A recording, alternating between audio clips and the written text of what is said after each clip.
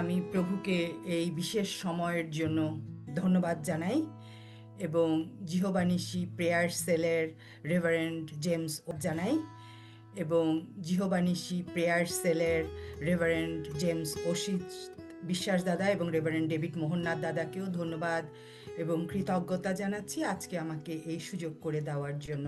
এবং আপনারা যারা আজকে এখানে আত্মিক সহভাগিতায় মিলিত আছেন, আপনাদের প্রত্যেকের জীবনের জন্য প্রভুকে ধন্যবাদ জানাই। এবং সান্ত্বনা মাসিকে দেখছি, যিনি আমার আত্মিক জীবনের একজন মেন্টর। মাসি আমার জন্য প্রার্থনা করবেন। আমি একজন সাধারণ খ্রিস্টের সেবিকা। আপনারা সবাই আমাকে অধিকাংশ আমি বিশ্বাস করি চেনেন, পাপড়ি হালদার। আমি আমার হাজব্যান্ড, আমার 2 সন্তান, 1 ছেলে 1 মেয়ে, তারা দুজনই বিবাহিত। তারা সহ আমি টরন্টোতে থাকি। আমি একটা টরন্টোর নন প্রফিট এজেন্সিতে settlement counsellor, adult settlement counsellor, new কামারদের সাথে কাজ করি। যারা নতুন এই দেশে এসেছে তাদের সাথে কমিউনিটি ওয়ার্কার হিসাবে কাজ করি। এটি আমার সামাজিক পরিচয় এবং আমি খ্রিস্টে বিশ্বাস করি, তাকে আমার পরিত্রাতা হিসেবে আমার জীবনে গ্রহণ করেছি, যেটি আমার সবচেয়ে বড় পরিচয়। আমি বলতে চাই যে আমার ধর্মতত্ত্বে কোনো প্রাতিষ্ঠানিক শিক্ষা নেই। পবিত্র শাস্ত্র পড়ে, ইউটিউব চ্যানেল কিংবা পডকাস্ট শুনে যখন আমার কোনো প্রচার বা মেসেজ আমাকে ভীষণভাবে আন্দোলিত করে, আমি সেগুলো নোট করে রাখি এবং পরবর্তীতে অন্যদের সাথেও শেয়ার করার চেষ্টা করি। আজ আমরা একটা মহিমান্বিত সত্য বিষয় নিয়ে ধ্যান এবং সহভাগ করব। তা হলো মারানাথা, প্রভু যীশু খ্রিস্ট আবার আসছেন। যোহন 14 অধ্যায় প্রভু যীশু প্রতিশ্রুতি দিয়েছেন তিনি পুনর্বার আসবেন এবং আমাদের তার কাছে নিয়ে যাবেন। দ্বিতীয় আগমন শুধু আনন্দের সংবাদ নয়, এটা একটা সতর্ক বার্তাও। যারা প্রস্তুত থাকবেন না তাদের জন্য এটা হবে বিচারের সম্মুখীন হবার সময়।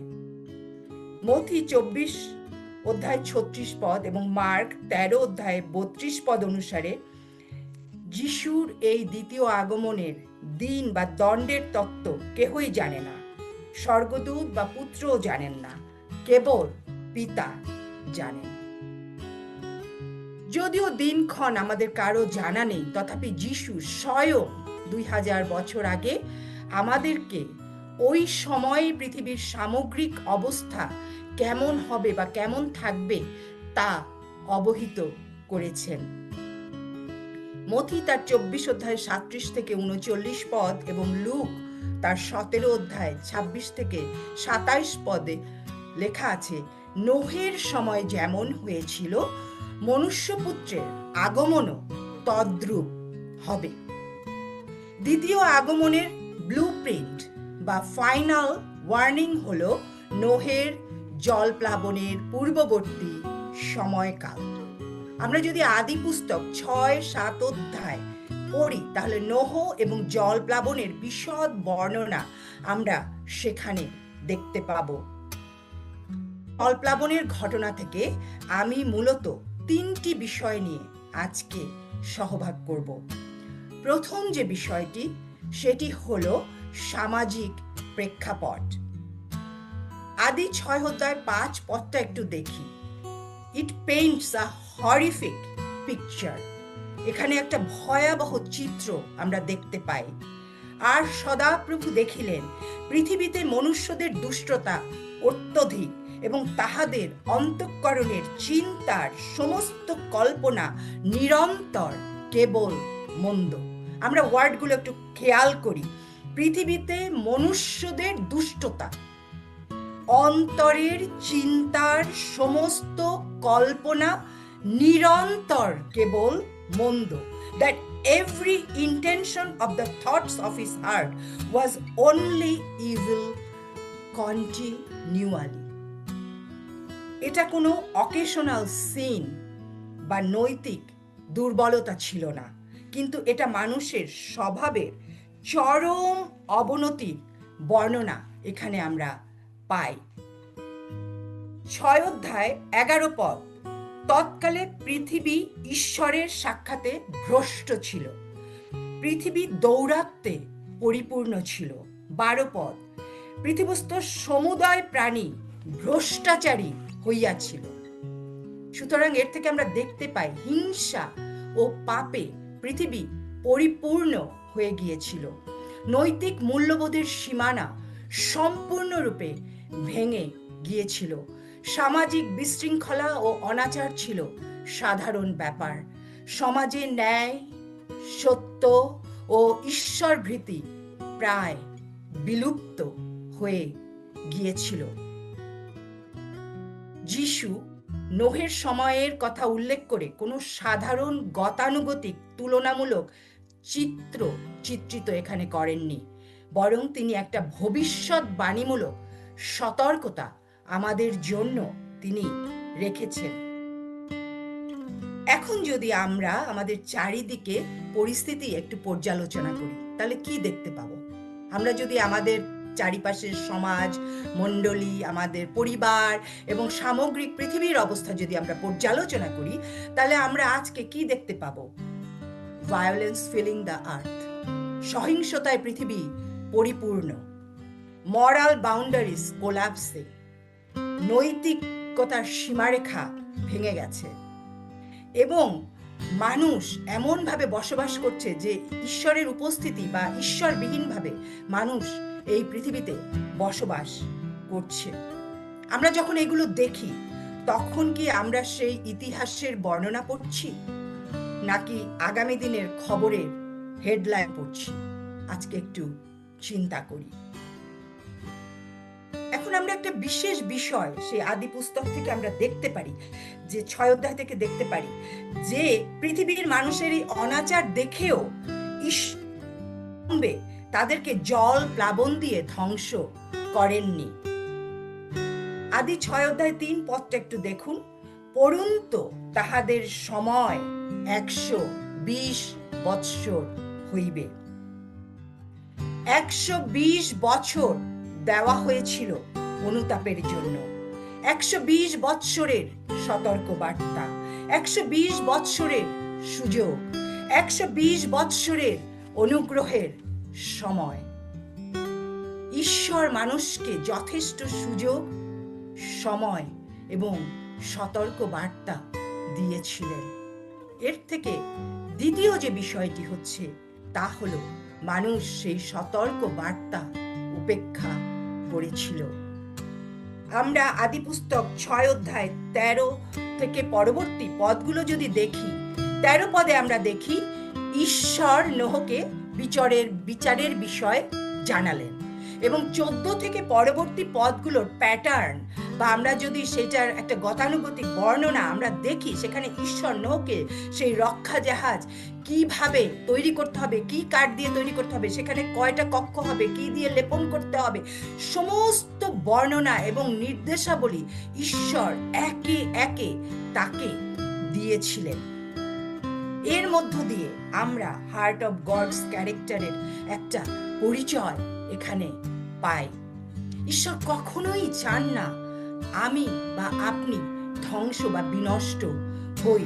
তিনি চান যেন অপব্যয়ী পুত্রের মতো অনুতাপ সহ মন পরিবর্তন করে আমরা রক্ষা পাই, পিতার কাছে আমরা ফিরে আসি।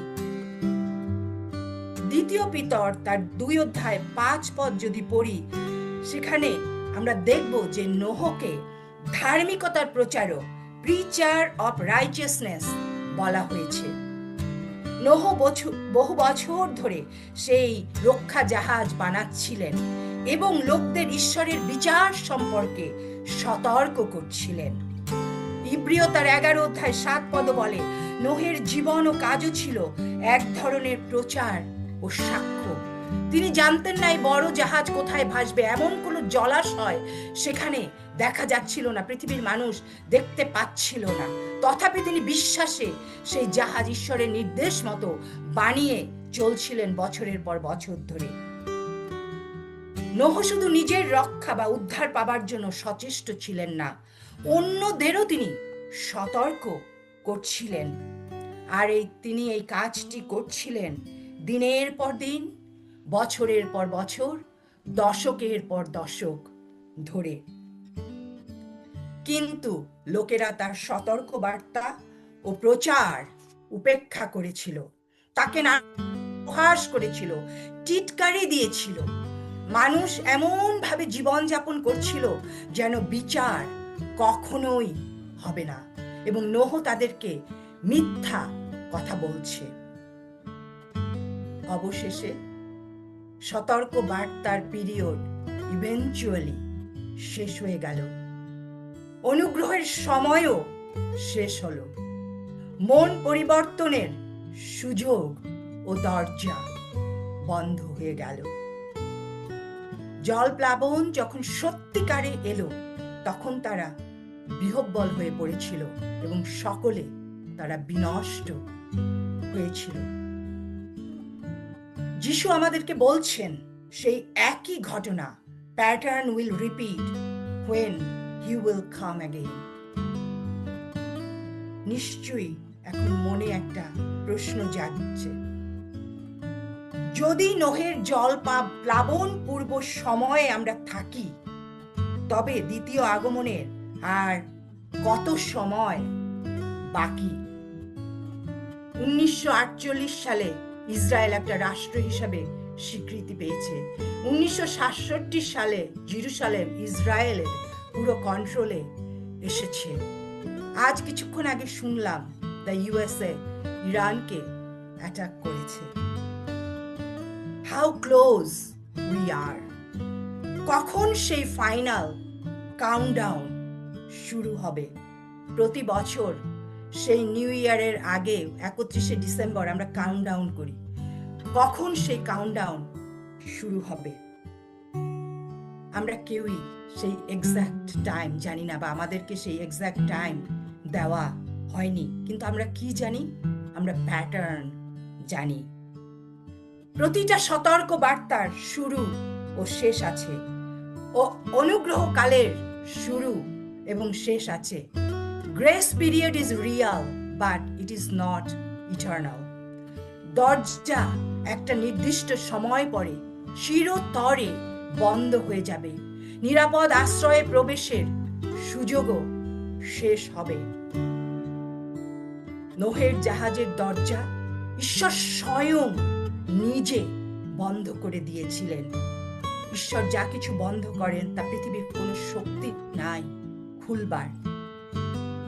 এখন আমি এবং আপনি আমরা চিন্তা করি, আমরা কি সেই প্রভুর রক্ষা জাহাজে বা নৌকায় আছি?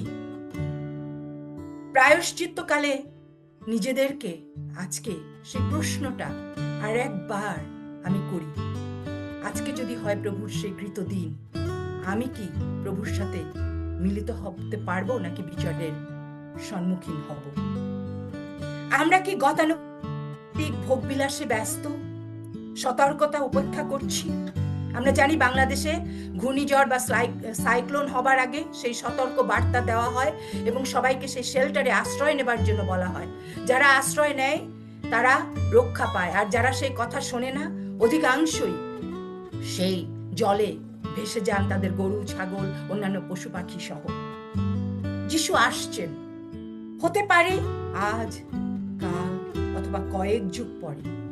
আমরা কি প্রস্তুত আছি? তৃতীয় এবং শেষ যে বিষয়টি, তা হচ্ছে 7 দিনের নীরবতা। আদি 7 অধ্যায় 4 পদ, ঈশ্বর নোহকে 7 দিনের নোটিশ দিলেন। নোহ 7 দিন কালক্ষেপণ না করে জল প্লাবনের অপেক্ষাতে তার পরিবার নিয়ে জাহাজে প্রবেশ করলেন। 7 অধ্যায় 7 পদ। সব পশু পাখি, জীবজন্তু জোড়ায় জোড়ায় ঈশ্বরের নির্দেশ মতো জাহাজে প্রবেশ করল। জাহাজের ভিতরে নোহের পরিবার ও জীবজন্তুরা জল প্লাবনের জন্য অপেক্ষা করছে, আর জাহাজের বাইরের সব লোকজন তাদের মতো করে দৈনন্দিন দিনানিপাত করছিল, খাচ্ছিল, ব্যবসা শুরু করছিল, তাদের পুরাতন ব্যবসা চালাচ্ছিল। আমরা দেখতে পাই 7 দিনের নীরবতা। জাহাজের বাইরে 7 দিন স্বাভাবিক জীবনযাপন, আর 7 দিন আগেই ধার্মিকেরা রক্ষা জাহাজের ভিতরে নিরাপদ আশ্রয়ে রক্ষিত বা প্রবেশ। যখন বিচার মাত্র সময়ের ব্যাপার। জাহাজের বাইরের মানুষ এই 7 দিনে আবহাওয়ার কোনো পরিবর্তন দেখতে পায়নি। ঝড় বন্যার কোনো পূর্বাভাসও তখন ছিল না। তারা ভেবে নিয়েছিল নোহের ভবিষ্যৎবাণী মিথ্যা। গড হ্যাজ ফেইলড নোয়া, কিছুই হবে না। কিন্তু ঈশ্বরের সময় হলো পারফেক্ট সময়। আদি 7 অধ্যায় 11 পদ, the judgment came exactly on schedule। এবং 7-11 পদটা দুইটা বিষয় প্রতিফলন বা চিত্রিত করে। এক হলো মার্সি বা সালভেশন অ্যান্ড জাজমেন্ট। 7-11 পদটা একটু খেয়াল করুন। আমরা একটু আগাই 7-16 পদ, ঈশ্বর নিজে জাহাজের দরজা বন্ধ করে দিলেন। ঈশ্বরের এই ডিভাইন অ্যাকশনটা একটু লক্ষ্য করুন। সমগ্র বিশ্ব ব্রহ্মাণ্ডের সৃষ্টি, স্বর্গ ও পৃথিবীর অধিকর্তা নিজে জাহাজের দরজা বন্ধ করে দিয়ে সুরক্ষা নিশ্চিত করলেন। অন্যদিকে যারা বাইরে রয়েছেন তারা শত চেষ্টা করেও কোনোভাবে আর জাহাজে প্রবেশ করতে পারছেন না। সেই মুহূর্তে যদি নোহ চান যে কারো কথা মনে পড়লো, কোনো ফ্রেন্ডের কথা মনে পড়লো, তাকে জাহাজের ভিতরে নিয়ে আসবেন, তিনি কিন্তু জাহাজটাও খুলতে পারছেন না, কারণ বাইরে থেকে ঈশ্বর নিজে সেটি সিল করে দিয়েছেন, সুরক্ষিত করে দিয়েছেন।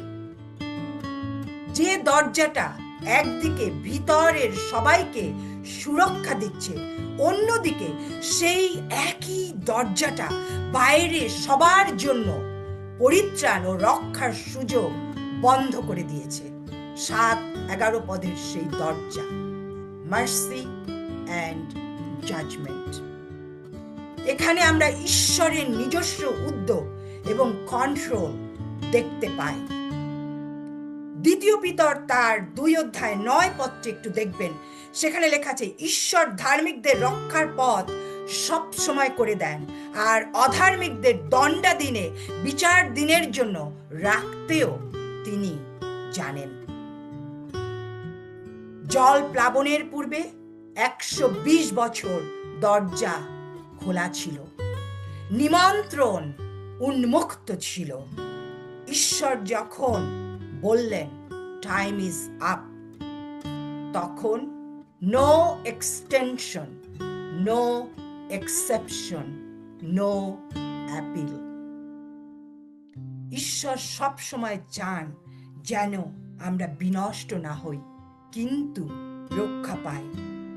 কিন্তু অনুগ্রহকাল, সময় ও সুযোগ শেষ হয়ে গেলে তিনি বলবেন তিনি আমাদেরকে চেনেন না। লুক তার 13 অধ্যায় 24 পদ বলে, সংকীর্ণ দ্বার দিয়া প্রবেশ করতে প্রাণপণ করো। অনেকে করতে চাইবে কিন্তু পারবে না। এই প্রায়শ্চিত্তকালে আমরা আমাদের আত্মিক স্ট্যাটাসটা একটু পরীক্ষা করি। আমরা কি আত্মিকভাবে উদাসীনতায় আছি?